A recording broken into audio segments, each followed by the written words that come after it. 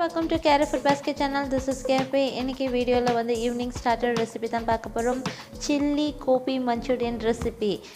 Hotels and ரெஸ்டாரண்ட்ல எப்படி செய்வாங்களோ அதே மாதிரி நம்ம ஈஸியான மெத்தட்ல வீட்லயே நம்ம சமைக்க போறோம். வாங்க வீடியோக்குள்ள போகலாம். அதுக்கு முன்னாடி நம்ம சேனல்ல இதுவரைக்கும் நீங்க Subscribe பண்ணாம இருந்தா Subscribe பண்ணிக்கோங்க. கூட ஒரு பெல் ஐகான் இருக்கும். ஆல் என்ற ஆப்ஷனை கிளிக் பண்ணுங்க.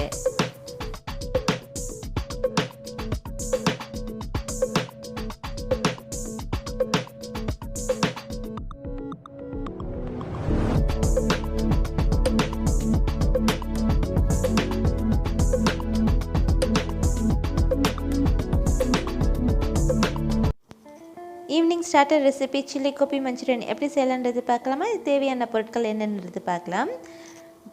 காலிஃப்ளவர், இதுக்கு வந்து மேக்னேட் பண்ணுறதுக்கு தேவையான மாவு பொருட்கள் 3 spoon maida, 2 spoon gram flower and 2 spoon அரிசி மாவு. இதோடு வந்து 1 ஸ்பூன் வந்து காஷ்மீரி சில்லி பவுடர் கலருக்காக. அது தேவையில்லைன்னா நீங்கள் வந்து மஞ்சள் தூள் கூட சேர்த்துக்கலாம். இது வந்து ஸ்ப்ரிங் ஆனியன், 3 பச்சை மிளகாய், 6 பல்லு குட்டி குட்டியாக நறுக்கின கார்லிக், கேப்சிகம், ஆனியன் க்யூப்ஸாக கட் பண்ணி வச்சுக்கணும். இப்போ பார்த்தீங்கன்னா காலிஃப்ளவர் நான் வந்து நல்லா ஹாட் வாட்டரில் சால்ட்டு சேர்த்து ஒரு 10 நிமிஷம் போட்டு மூடி வச்சுட்டோன்னா இந்த மாதிரி ஆஃப் குக் ஆகிடும்.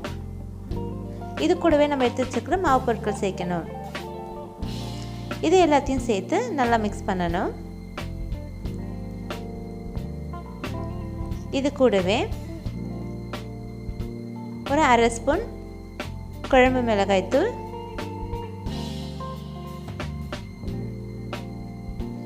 சால்ட்டு தேவையான அளவுக்கு நம்ம சேர்த்துக்கலாம். 1/4 ஸ்பூன் கரம் மசாலா. இது எல்லாத்தையும் சேர்த்து நம்ம ஒன்றா மிக்ஸ் பண்ணி மேக்னேட் பண்ணி ஒரு 10 மினிட்ஸ் வைக்க போகிறோம். இதில் வந்து நம்ம வந்து எக் சேர்க்க போகிறது கிடையாது. இது பியோர் வெஜிடேரியன் வந்து நம்ம குக் பண்ண போகிறோம்.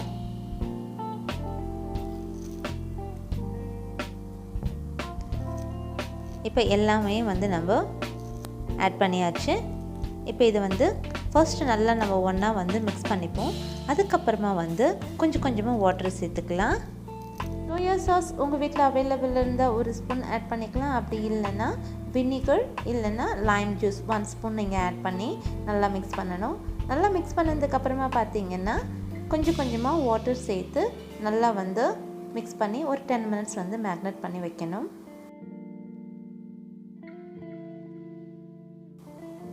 இது எல்லாத்தையும் நல்லா வந்து மிக்ஸ் பண்ணணும். கொஞ்சம் கொஞ்சமாக தண்ணி சேர்க்கணும். இப்போ பார்த்திங்கன்னா இந்த அளவுக்கு வந்து கரெக்டாக மிக்ஸ் பண்ணி எடுத்துக்கணும். இப்போ எண்ணெய் வந்து சைட் பை நல்லா சூடு பண்ணியாச்சு. இப்போ இது எல்லாத்தையும் நம்ம வந்து லோ ஃப்ளேமில் வச்சு ஃப்ரை பண்ணி எடுக்க போகிறோம். ஃபஸ்ட்டு எண்ணெய் நல்லா சூடாக இருக்கான்னு செக் பண்ணிப்போம். இந்த மாதிரி ஒரு சின்ன பீசஸ் போட்ட உடனே மேலே வரணும். அப்போது எண்ணெய் வந்து பொரிக்கிறதுக்கு கரெக்டான பதத்தில் இருக்குதுன்னு அர்த்தம். இப்போ எல்லாத்தையுமே நம்ம சேர்த்து லோ ஃப்ளேமில் வச்சு நல்லா ஃப்ரை பண்ணி எடுத்துக்கணும். ஆல்ரெடி நம்ம வந்து சுடு தண்ணியில் போட்டு நம்ம டிப் பண்ணதுனால ஒரு ஆஃப் குக் ஆகிருக்கும். ஸோ இது பொரிக்கிறதுக்கு ரொம்ப நேரம் தேவைப்படாது.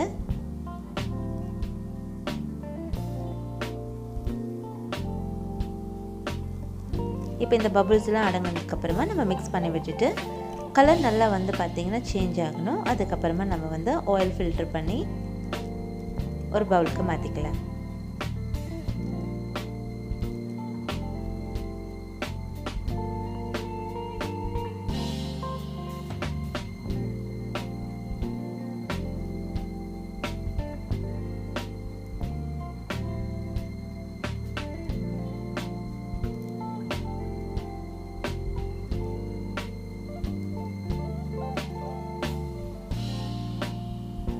இப்போ பார்த்தீங்கன்னா நல்ல கலர் சேஞ்ச் ஆகிடுச்சு. நம்ம எல்லாத்தையும் நம்ம திருப்பி போட்டு இந்த மாதிரி நல்லா கிறிஸ்பியாக வந்து ஃப்ரை பண்ணியாச்சு. இந்த மாதிரி ஒரு ஃபில்டர் இல்லைன்னா வந்து ஹோல்ஸ் இல்லை பிளேட்ஸ் எதுனா வந்து இந்த மாதிரி போட்டோன்னா எக்ஸ்ட்ரா இருக்கிற ஆயில்ஸ் எல்லாமே வந்து ஃபில்டர் ஆகிடும்.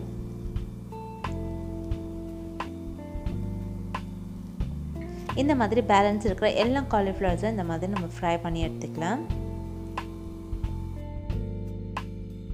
ஆல்மோஸ்ட் எல்லாத்தையுமே வந்து நம்ம ஃப்ரை பண்ணியாச்சு. ஒரு பெரிய பவுல் ஃபுல்லாக நம்ம வந்து காலிஃப்ளவர் எடுத்தோம் ஃப்ரை பண்ணுறதுக்கு. பார்த்திங்கன்னா இந்த சின்ன பவுல் அளவுக்கு தான் கிடச்சிருக்கு. ஏன்னா நம்ம ஃப்ரை பண்ணும் போதே வந்து நானும் பாப்பாவும் வந்து பாதி சாப்பிட்டு காலி பண்ணியாச்சு. ஸோ இருக்கிறத வச்சு இப்போ நம்ம டோஸ்ட் பண்ணலாம்.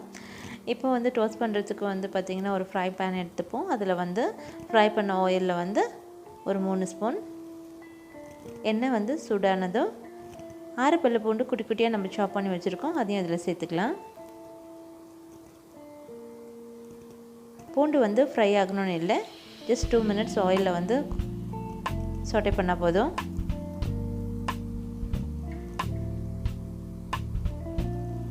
ஜிஞ்சர் வந்து கட் பண்ணி போடாமல் பேஸ்ட் பண்ணி எடுத்துக்கலாம்.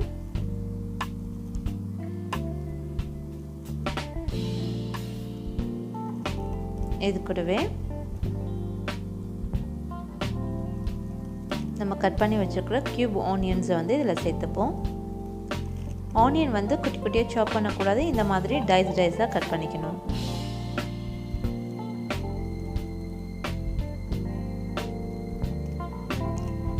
ஆனியனுமே வந்து கலர் மாறணும்னு தேவையில்லை, ஜஸ்ட் 2 மினிட்ஸ் இந்த மாதிரி சாட்டே பண்ணோம். ஏன்னா நம்ம வந்து சேர்க்க போகிற ஆனியன், கேப்சிகம், க்ரீன் சில்லி எல்லாமே வந்து ஜஸ்ட் வந்து போட்டு 1 நிமிஷம் வந்து குக் பண்ணால் போதும்.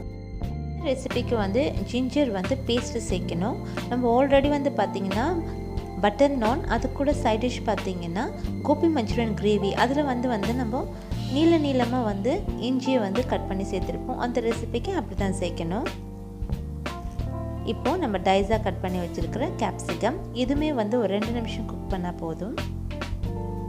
ஏன்னா இதெல்லாம் நம்ம சாப்பிடும் போது கொஞ்சம் க்ரன்ச்சியாக இருக்கணும், அப்போ தான் இந்த ரெசிபிக்கு நல்லாயிருக்கும்.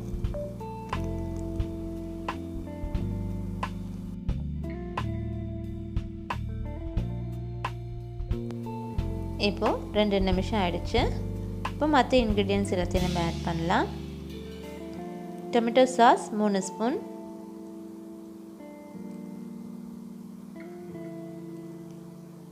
soya sauce 1 spoon, 1 or 2 spoon add பண்ணிக்கலாம்.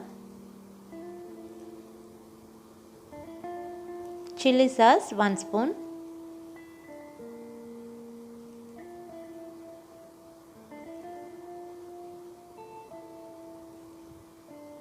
இது எல்லாத்தையும் ஒன்றா சேர்த்து மிக்ஸ் பண்ணணும்.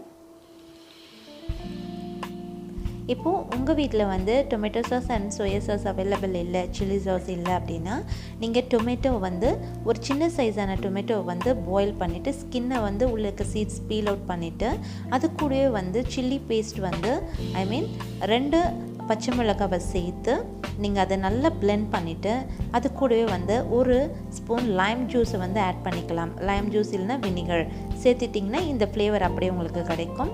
இப்போ கலருக்காக நான் என்ன பண்ணுறேன் அப்படின்னா காஷ்மீரி சில்லி பவுடர் ஒரு 1/2 ஸ்பூன் சேர்த்துக்கிறேன்.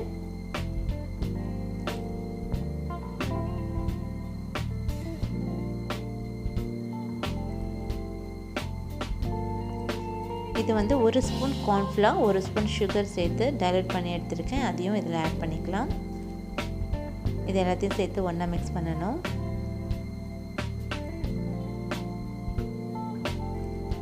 கார்ன்ஃப்ளவர் இல்லை அப்படின்னா 1/2 ஸ்பூன் கடலை மாவும் சேர்த்துக்கலாம்.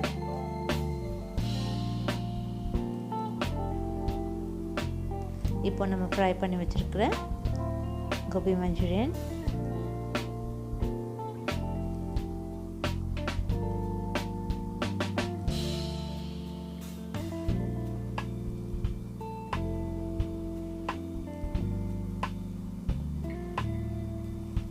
இது எல்லாத்தையும் சேர்த்து ஒன்றா மிக்ஸ் பண்ணணும்.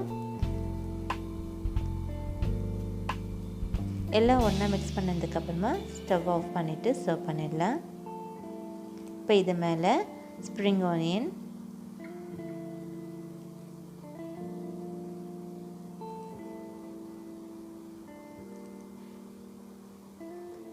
இதில் ஸ்ப்ரிங் ஆனியன் சேர்க்கணும். ஒருவேளை ஸ்ப்ரிங் ஆனியன் இல்லைன்னா நீங்கள் வந்து விட்டுடலாம்.